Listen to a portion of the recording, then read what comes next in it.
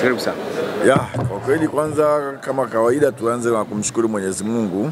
Maandalizi yetu yanaenda vizuri baada ya kumaliza mechi yetu ya juzi dhidi ya JKT Tanzania. Kitu kizuri na kikubwa zaidi ni kwamba wachezaji wote wako vizuri na wote baada ya mechi hatukupata injury yoyote na wote wamerudi kambini kwa ajili ya mchezo wa kesho wa Pamba, na imani hautakuwa mchezo mrahisi, ni mchezo mgumu kutokana na position Pamba walivyo. Wana timu nzuri lakini wako katika hali mbaya ambao watakuja kupambana kuepuka kushuka daraja kiasi kwamba ambayo itatupa mechi kuwa ngumu, lakini yote kwa yote tumejipanga pamoja na ugumu wao na ubora wao tuhakikisha tutapata matokeo kwenye mchezo wa kesho. Swali kwa mwalimu kuelekea mchezo wa kesho, karibu.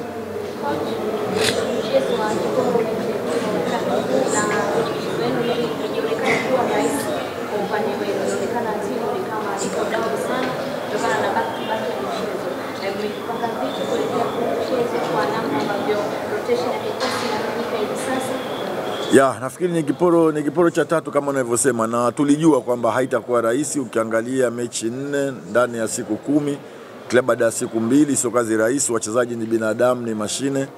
Tumetoka kwenye international game, uchovu, tuendelea kufanya rotation. Kwa hiyo tulitarajia kuwa ni mechi zitakuwa ngumu, lakini tumejipanga pamoja na ugumu wote wa mechi hizi tutoke na pointi zote 12.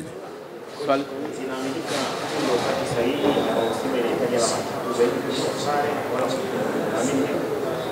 mimi nafikiri ni wakati wote, kwa sababu mechi zetu sisi zote ni kwetu sisi ni muhimu pointi 3 kwa mechi yoyote, na huu ni wakati muhimu kama unavyosema wewe, ili tuweze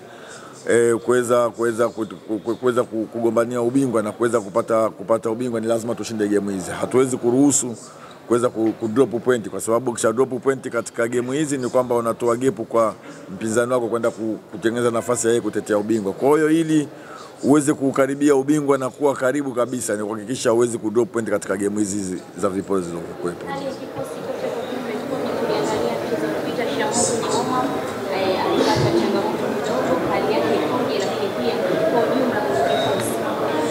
Ni kweli tulipata tatizo juzi kwenye warming up.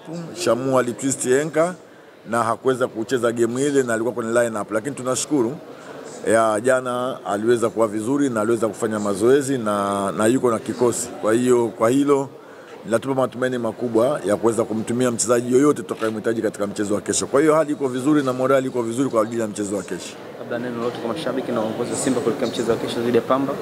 Kikubwa naendelee kuwapongeza mashabiki wetu na waendelee kutupa support kama ambavyo wanaozidi kuja, na sisi tutawafurahisha na kuweza kufanya kile kitu kile mwana Simba anahitaji tufanye katika mchezo wa kesho. Shukrani sana Mwalimu Selemani Matola. Asante sana. Sasa naweza kumkaribisha